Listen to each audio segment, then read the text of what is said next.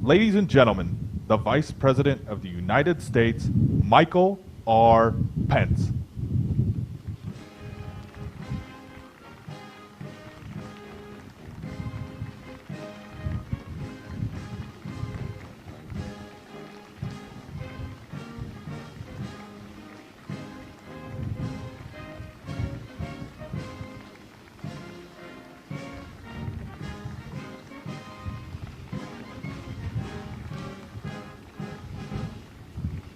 Lieutenant General Martinez, Major General Charoti, Vice Admiral Aucoin, Vice Admiral Domon, Rear Admiral Williams, Rear Admiral Carter, Rear Admiral Inoue, Rear Admiral Shima, Captain Donnelly, Charge Hyland, Ambassador Sasai, Director General Mulry, members of the United States Forces of Japan, the Japan Self-Defense Forces, it is my high honor and distinct privilege to join you here today on America's flagship, the USS Ronald Reagan, where every day all of you prove it can be done.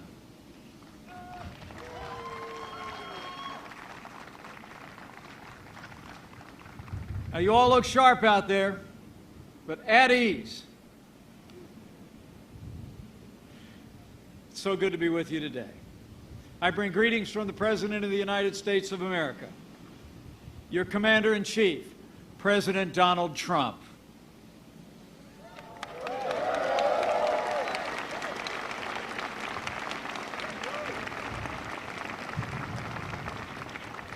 You know, I spoke to the President this morning just before I boarded the ship. He said to tell you that he's proud of you. And he said to me, I wish I could be where you are. And I know he meant it from the bottom of his heart. You know, the President sent me here today to thank you. To thank you for your service, all of you, American and Japanese, who have stood up, who've stepped forward to protect our countries, our values, and our very way of life. You are the sons and daughters of freedom, willing to defend it with your life, so that your families, your fellow countrymen, and future generations may continue to call themselves free. Give yourselves a round of applause. All of America is proud of you.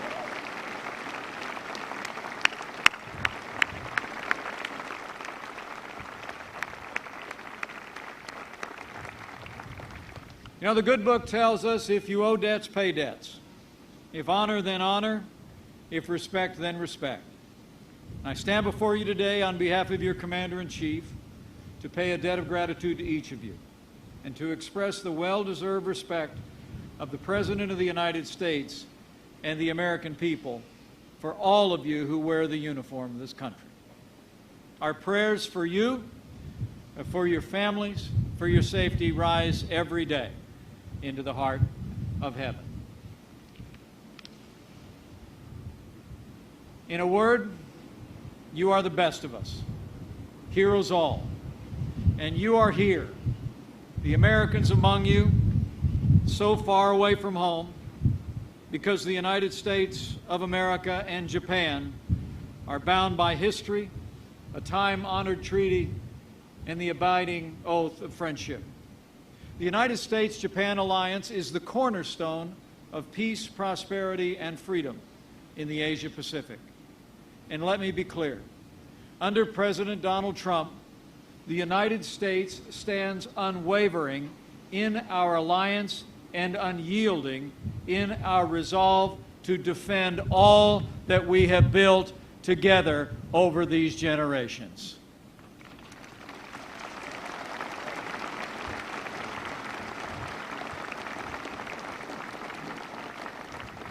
Our bond with Japan is strong and growing stronger by the day. In February, only weeks after he took his oath of office, President Trump welcomed Prime Minister Abe to the White House, where they reaffirmed, in their words, their strong determination to further strengthen the U.S.-Japan alliance. You here, on the deck of this great ship, are the physical manifestation of that alliance. And I have to tell you, it is deeply inspiring to stand before you today and see what I see gathered here on this deck, every American would be inspired and proud if they had this view, and I know I am.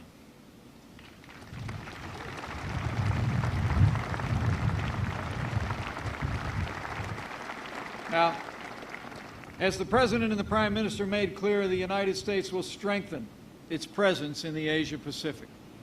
Japan will assume a larger role and responsibility in our alliance in the years ahead. And both of our nations will continue to expand our cooperation for our common defense. Under President Trump, the United States' commitment to Article 5 of our security treaty is unwavering. And our treaty covers all of the territories administered by Japan, including the Senkaku Islands. It's fitting that today I deliver this message aboard this great ship, a majestic ship, the USS Ronald Reagan, here at YOKOSUKA Naval Base. Her steel deck literally signifies the ironclad alliance our country enjoys with Japan and our enduring commitment to the Asia-Pacific.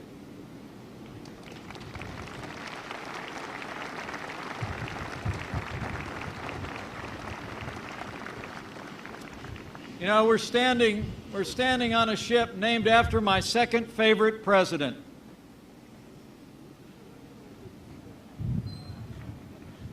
Our 40th president, Ronald Reagan, was a great president who powerfully reminded us that peace only comes through strength. You are that strength. Today, over 50,000 U.S. troops and a further 50,000 civilians and family members are stationed here in Japan. And the United States will continue to deploy more of our most advanced military assets to the region in the years ahead. Beyond this noble ship and the carrier strike group that it leads, by the year 2020, this ocean will boast 60% of our Navy's fleet. And the skies above already have F-35 Joint Strike Fighters flying for freedom.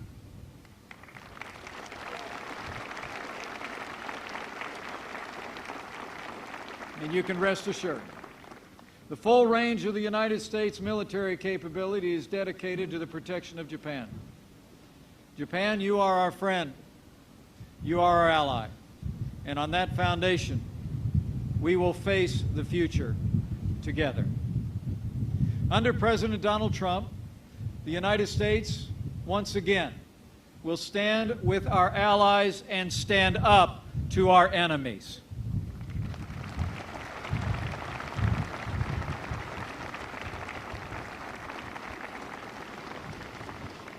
And I can assure you, President Trump will unfailingly support the brave men and women in uniform who defend our freedom every single day. You know, we're the proud parents of a United States Marine stationed as we speak at a naval air station in the south of the United States.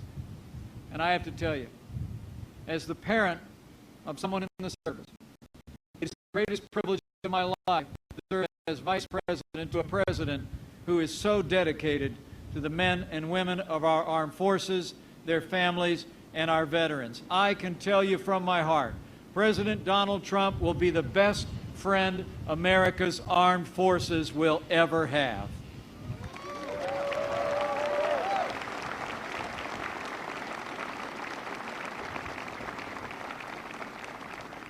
The President and I will honor your commitment and secure America's safety through historic investments in our national defense.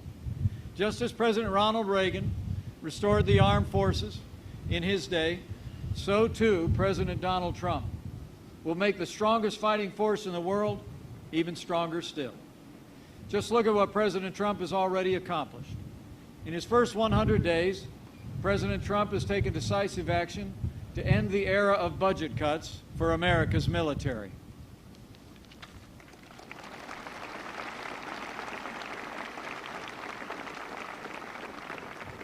President Trump has submitted a budget which will rebuild our military and restore the arsenal of democracy, with the largest increase in defense spending since the days of the namesake of this ship sat in the Oval Office.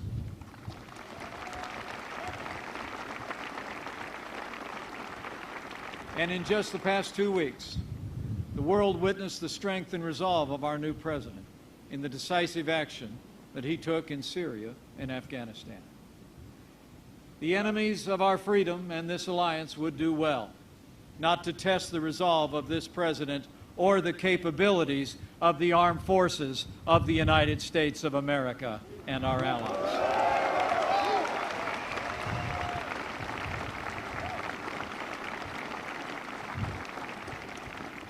Make no mistake, under President Donald Trump, the United States will be strong, stronger than ever before. For as history attests, when America is strong, the world is safe.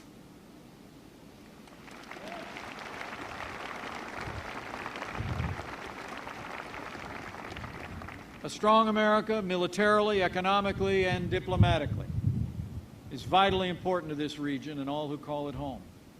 It was through the bravery of our service members and the spirit of our people that America established a foundation of peace and freedom that endures in the Asia-Pacific to this very day.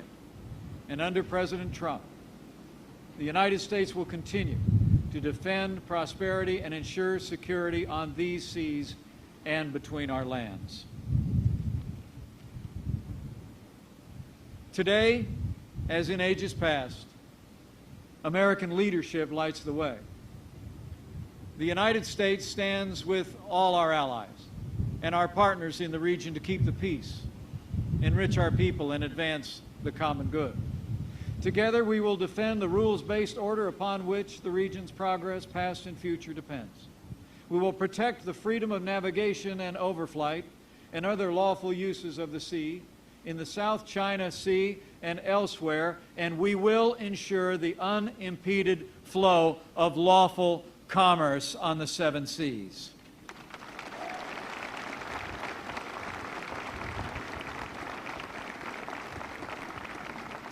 We will uphold international rules and norms, promote peaceful diplomatic dialogue to address issues of regional and international concern.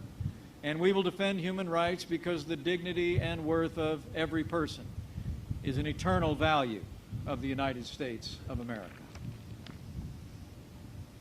Under President Trump, the United States will faithfully defend all that we hold dear, for we know that if we falter, the light of truth and freedom in the world could swiftly be extinguished.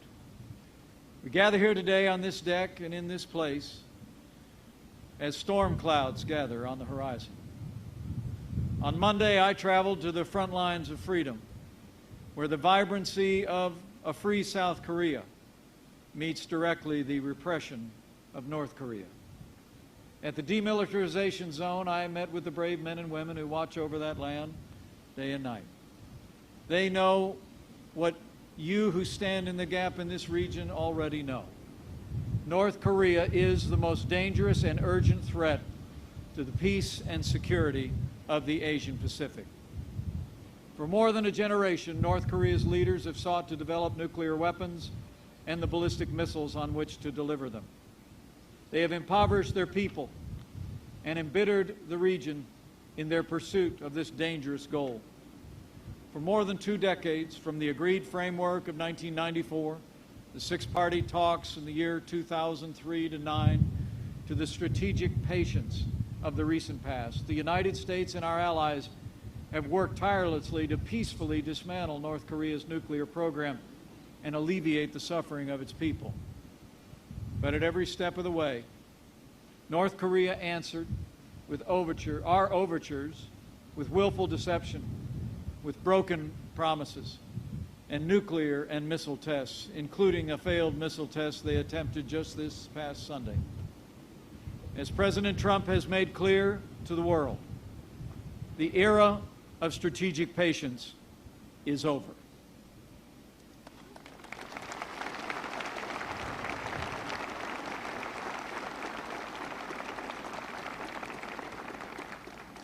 At the President's direction, the policy of the United States will be to continue to work diligently with Japan, our allies across the region, China, and the wider world to bring economic and diplomatic pressure to bear on the regime in North Korea.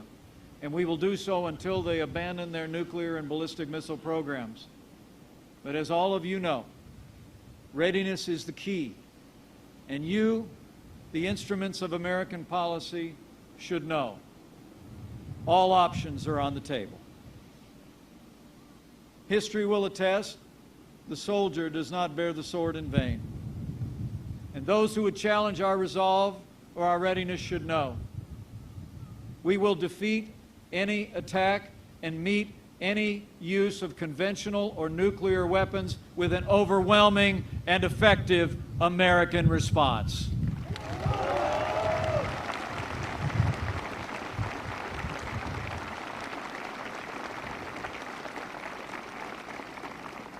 The United States of America will always seek peace, but under President Trump, the shield stands guard and the sword stands ready. Rest assured, under President Trump's leadership, the United States will continue to protect our people and our allies and to strengthen the bonds between us today, tomorrow, and every day that follows. You know, as I look out across this deck, I see men and women, American and Japanese, who have answered the call to duty, and you have my deepest respect. In these challenging times, it's you, through your voluntary service and your sacrifice, who guard the flame of freedom, undimmed and undiminished, to give to generations to come. The President and I have absolute faith that you will accomplish this mission, and freedom will prevail, because you follow in the footsteps also of those who defended freedom in the Asia-Pacific in the past. I stand before you deeply humbled to be among so many in uniform, because my own life's journey did not take me into the uniform of the United States, but it took my father. 65 years ago, a young Edward J. Pence left his home in Illinois, put on the uniform, and crossed this vast Pacific on which you served.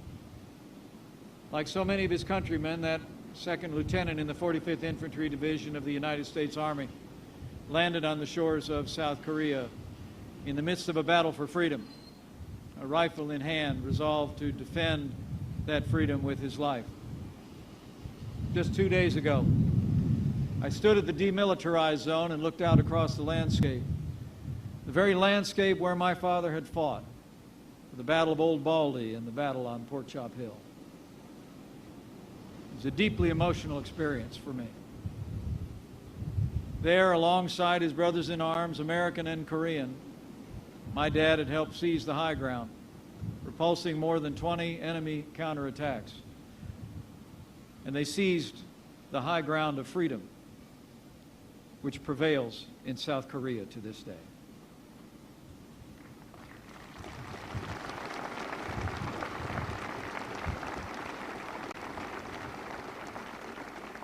"64 years ago last week, my dad had a medal pinned on his chest for his valor on the field of battle. But like most of our nation's heroes, my dad never talked much about his time in combat. I believe that he carried in his heart something that you understand in ways that I perhaps never will. My dad never thought of himself as a hero. He often would say that the heroes were the ones that didn't get to come home. He lost friends, young, shining faces, filled with promise, who gave the last full measure of devotion for your sake and for mine, to defend our freedom and to plant freedom in that ancient land. And they succeeded. So now it's our turn in this generation. And more to the point, it's your turn. Today, we best honor the sacrifices of those who've gone before by defending the freedom they fought and bled and died to secure. And on behalf of your Commander-in-Chief, this we know you will do. As President Ronald Reagan said in his time, quote, "We must realize that no arsenal or no weapon in the arsenals of the world is so formidable as the will and moral courage of free men and women. It is a weapon our adversaries in today's world do not have."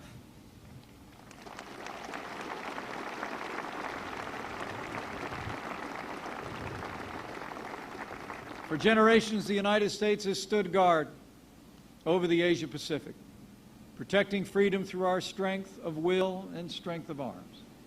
With our friends and our allies, with Japan and so many others, we've ushered in an era of unprecedented peace and prosperity on these seas and between our lands. Our choice today is the same as in ages past: security through strength, or an uncertain future of weakness and faltering will. Let me assure you, under President Donald Trump, the United States has again chosen the way of strength.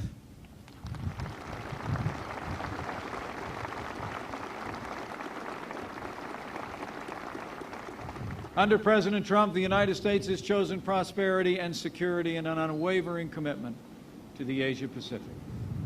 And in the name of the generations that came before, together with our allies, with confidence in all of you and in the Commander-in-Chief who leads you, I know we will together go forth to meet the glorious future that awaits, a future of freedom for ourselves and our posterity. Thank you. Godspeed on the USS Reagan's imminent deployment. God bless you. God bless Japan. And God bless the United States of America.